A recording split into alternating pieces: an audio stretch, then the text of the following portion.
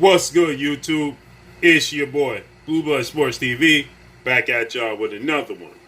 So, the man known as Iron, former undisputed heavyweight world champion, iconic superstar boxer, Hall of Famer, Iron Mike Tyson.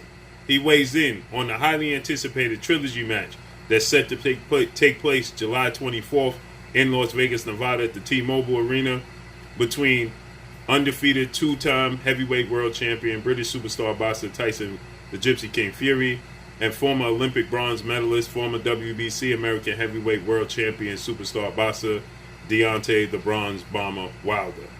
With that said, we know that Tyson Fury was named after Mike Tyson. His father, Big John Fury, he named Tyson Fury after Mike Tyson.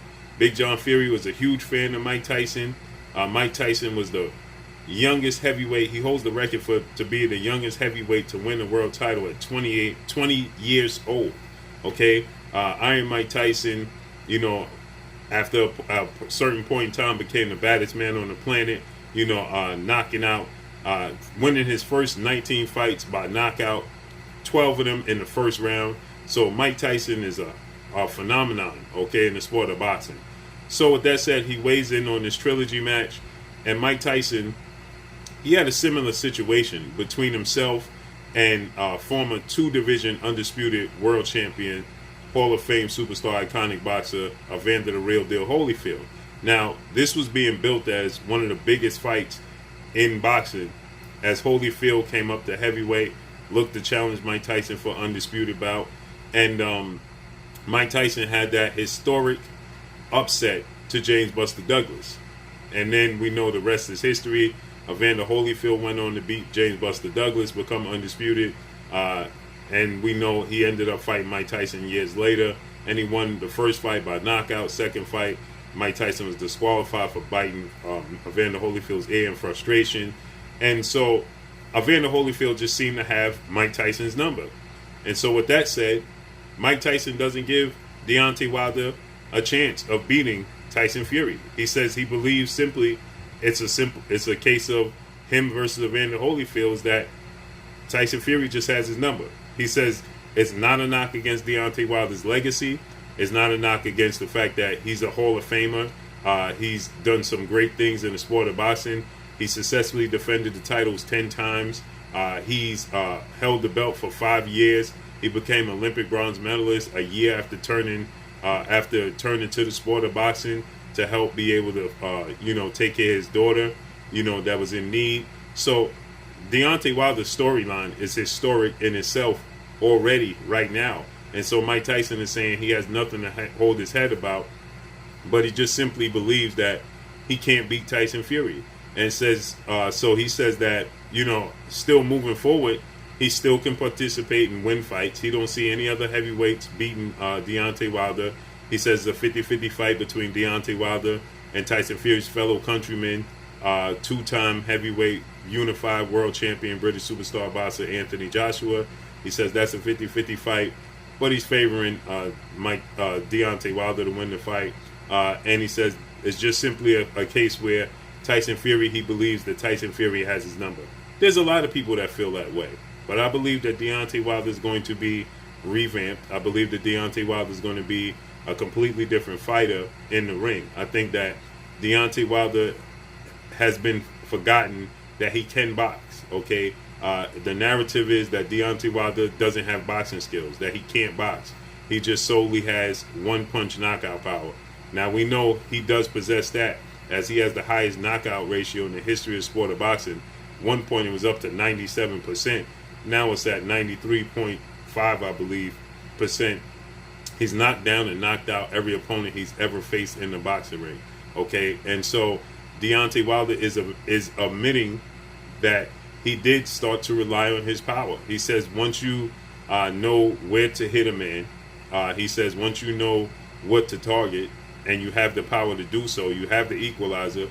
Well, it's very easy to fall in love with it and, start to rely on it. So he stated that he had to go back to the basics. You don't win an Olympic bronze medal if you can't box. It's a point system. You have to be able to box, okay? And so people are saying, well, he didn't win gold, okay? But the fact is, the guy that won the gold, you don't know who he was. The guy that won the silver, you don't know who he was and what he's done within the sport of boxing. Okay, so he didn't win a gold medal. He didn't win the silver.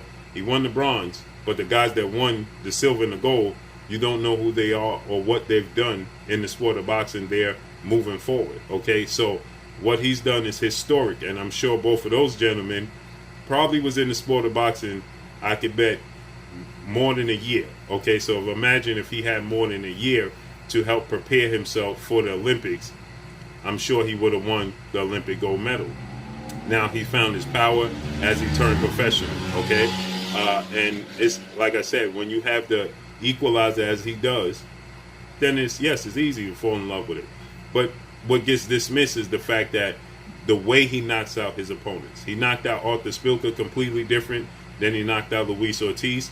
He knocked out Luis Ortiz in the second fight completely different than he knocked him out in the first fight. He knocked out, plenty of guys in different manners. Dominic Brazil, and the manner he knocked Dominic Brazil out was completely different than he did Luis Ortiz in 1-2 or the Arthur Spilka fight. Okay, so it takes a skill. He's not just wailing punches and getting lucky and landing one with a power punch. He's setting them up. So that means it takes ring IQ, it takes skill set, and he's simply able to, land on his target and knock them out. Yeah, you can start to lose rounds and feel like all I got to do is land one punch, right? And you're setting it up. And sometimes his patience could be, working against him because he's losing rounds, okay? So when it comes to him and Tyson Fury, though, he knocked Tyson Fury down twice in the first fight, okay? When Evander Holyfield and Mike Tyson fought, it was not too many moments where you felt like Mike Tyson is going to win this fight, or Mike Tyson is hurting Evander Holyfield and dropping Evander Holyfield, and Holyfield can seemingly be knocked out.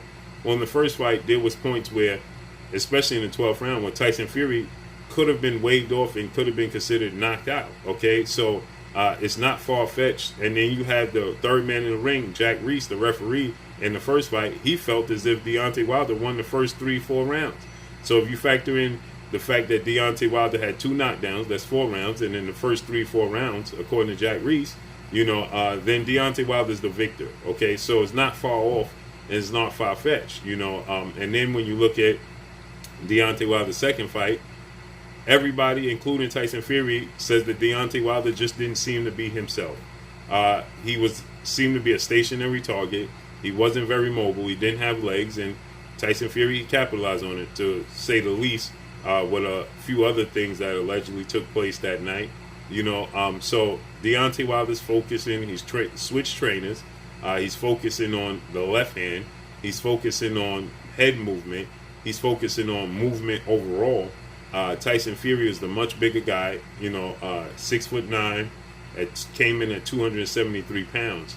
Deontay Wilder, 6'7", came in at 230 pounds. So Tyson Fury was 42 pounds heavier than Deontay Wilder, okay? And Deontay Wilder wasn't very agile. He wasn't moving a lot. Now he seemed to be focusing on head movement, movement overall, focusing on the jab, hiding the right hand, going to the body, and ultimately the left hand, okay? So there's a strong case that Deontay Wilder could be completely different, especially when you guys like 2-division world champion, British superstar, Hall of Famer, Ricky Hatton. He says he's seeing all Deontay Wilder's doing, and he's completely revamped, okay? He's looking like a completely different guy, and he says that, he's pleading with Tyson Fury to, essentially pay very close attention to Deontay Wilder, because this could be ugly, okay? You don't want to, be in a situation where Deontay Wilder surprises you and you can't see the right hand and you get clipped. Also, Tyson Fury's father, Big John Fury, says that, he believes that this could be a situation where Tyson Fury is not fully prepared for Deontay Wilder, who could be completely revamped and come into this fight and knock out Tyson Fury. He pleaded with Tyson Fury and urges Tyson Fury to walk away from this fight, drop the belt, and just pursue Anthony Joshua fight in the future, okay? So they don't seem too confident. And so with that said, you can make a case that Mike Tyson is saying that there's fighters that have certain guys' number, which is very true.